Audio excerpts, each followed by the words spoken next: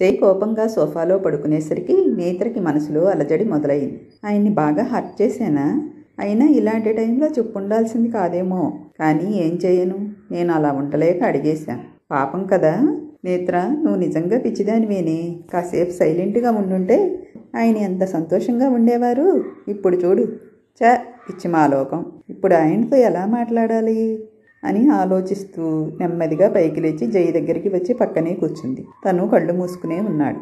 Sorry అండి, నేను ఆ ఉద్దేశంతో అనలేదు. నాకు ఆ ఆస్తి కంటే మీరే ముఖ్యం అని చెప్పడానికే అలా మాట్లాడాను. నాకు మీ మీద నమ్మకం ఉంది. ఆ నమ్మకంతోనే ఆస్తిని తిరిగి తీసుకోమని అడిగాను.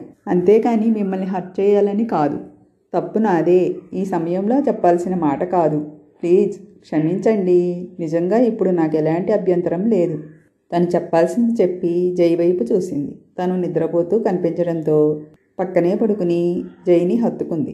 నేత్ర నిద్రపోయిన తర్వాత కళ్ళు తెరిచి చూశాడు జై. తనలో తానే నవ్వుకుంటూ తన నుదుటి మీద ముద్దు పెట్టుకున్నాడు. నువ్వు మొండిగటమని నాకు తెలిసి నేత్ర, అందుకే ఇంకోసారి ఆస్తి మ్యాటర్ మన మధ్య రాకుండా ఇలా లాక్ చేశాను. ఇంకెప్పుడు ఆస్తి తిరిగి తీసుకోమని నన్ను అడగవు. మనసులోనే అనుకుంటూ నేత్రని హత్తుకుని కళ్ళు మూసుకున్నాడు.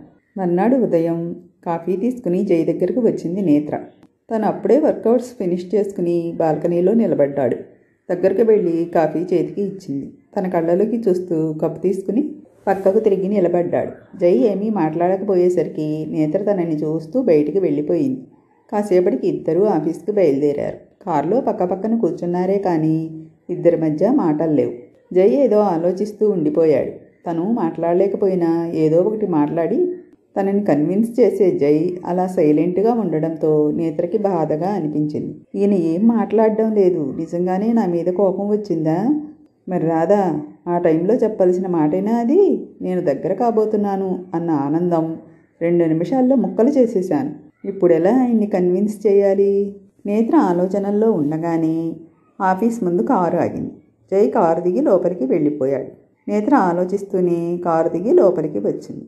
ముందు ఆయనకి సారీ చెప్పాలి అనుకుంటూ జై క్యాబిన్ దగ్గరికి వచ్చింది. డోర్ ఓపెన్ చేసేసరికి ఆ జైతో మాట్లాడుతూ కనిపించాడు. నేత్రని చూసి ఇద్దరూ సైలెంట్ అయిపోయారు. తను ఇద్దరినీ చూస్తూ దగ్గరికి వచ్చి నిలబడింది. ఏమైంది? ఏం లేదు నేత్ర, ఏదో స్మాల్ డిస్కషన్. నువ్వు నీ క్యాబిన్లోకి వెళ్ళు.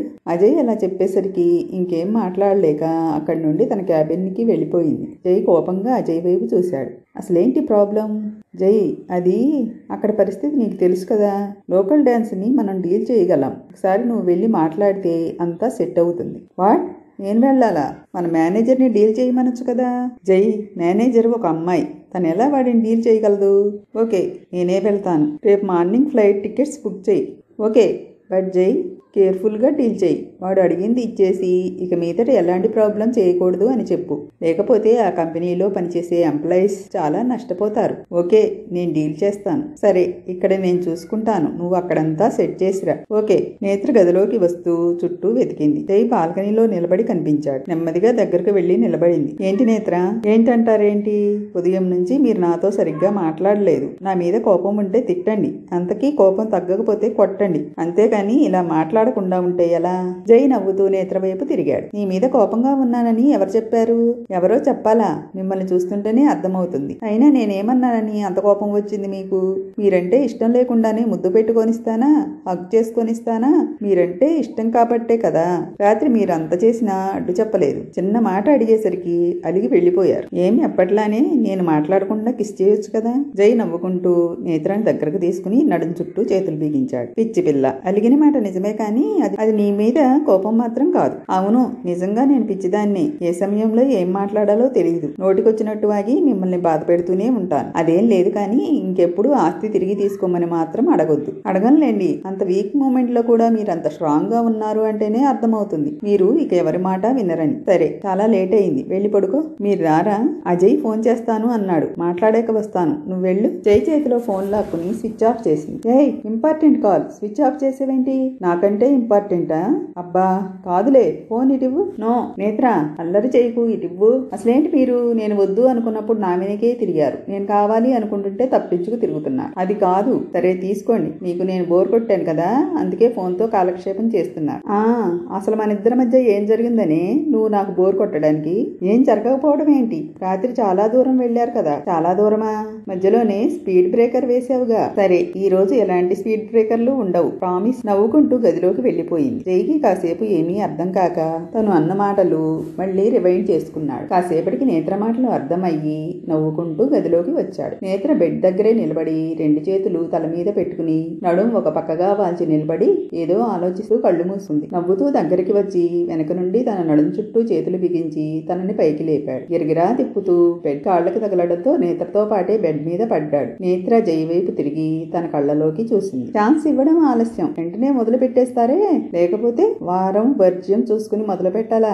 ఇక నా వల్ల కాదమ్మా. అయినా నువ్వే అన్నావుగా ఈ రోజు అడ్డు చెప్పను అని. అదేదో సరదాగా. నేత్రకి మాట్లాడే ఛాన్స్ ఇవ్వకుండా తన పెదవులతో బంధించాడు. జైని తోసి గట్టిగా ఊపిరి తీసుకుంది. ఏంటి మోటు సరసం?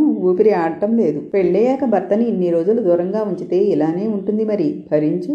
ఇలా అయితే నేను బయటికి వెళ్ళిపోతాను. ఎక్కడికి వెళ్లేది? అసలు నీకు మాట్లాడే ఛాన్స్ ఇవ్వడమే తప్పు. తనని బెడ్ కి ఆంచి కౌగిల్లో బంధిస్తూ పెదవుల మీద ముద్దు పెట్టుకున్నాడు. జై ముద్దుని తన ప్రేమని ఆస్వాదిస్తూ పూర్తిగా తనలో లీనమైంది నేత్ర. మర్నాడు ఉదయం నేత్రకి మెలకువ రాగానే చుట్టూ చూసింది నేత్ర. పక్కన జై కనిపించకపోయేసరికి పైకి లేవడానికి ట్రై చేస్తూ తన మీద ఉన్న దుప్పటిని చుట్టూ కప్పుకుని కూర్చుంది. జై మాటలు చేష్టలు అన్నీ గుర్తొచ్చేసరికి సిగ్గుపడుతూ బెడ్ మీద నుంచి లేచి వాష్రూమ్ లోకి వెళ్లిపోయింది. కాసేపటికి ఫ్రెష్ అయ్యి బయటికి వచ్చి జై కోసం వెతుకుతూ ఇల్లంతా తిరిగింది. ఈయన ఇంత పొద్దున్నే ఎక్కడికి వెళ్లిపోయారు? నేత్ర, ఎవరిని వెతుకుతున్నావు? ఆయన గదిలో లేరత్తమ్మా. బయటికి ఎక్కడికైనా వెళ్ళారా? బయటికా? వాడు ముంబైకి వెళ్ళాడు. నీకు చెప్పలేదా? ముంబయ్యా? ఎందుకు అత్తమ్మా? కంపెనీ పని మీద వెళ్ళాడు. నీకు చెప్పడం మర్చిపోయాడేమో. ఈ పాటికి ల్యాండ్ అయ్యే ఉంటాడు. ఫోన్ చేసి మాట్లాడు. సరే అత్తమ్మా. పక్కకి వచ్చి జైకి కాల్ చేసింది. 2 రింగ్స్కే లిఫ్ట్ చేశాడు. అమ్మయ్యా, నీతో మాట్లాడకుండానే మీటింగ్ అటెండ్ అవ్వాలని భయపడ్డాను. చెప్పబెట్టకుండా వెళ్ళిపోయారేంటి? రాత్రి నీకు చెబుదాం అనుకున్నాను, కుదరలేదు. ఉదయం నువ్వు లేవలేదు, అందుకే. అయితే నన్ను నిద్రలేపి ఉండొచ్చుగా. నేను లేపాను. రాత్రంతా నిద్రపోనివ్వలేదు. మళ్ళీ ఉదయాన్నే మొదలు పెట్టారా అంటూ విసుక్కున్నా. అవునా? Sorry, it's okay.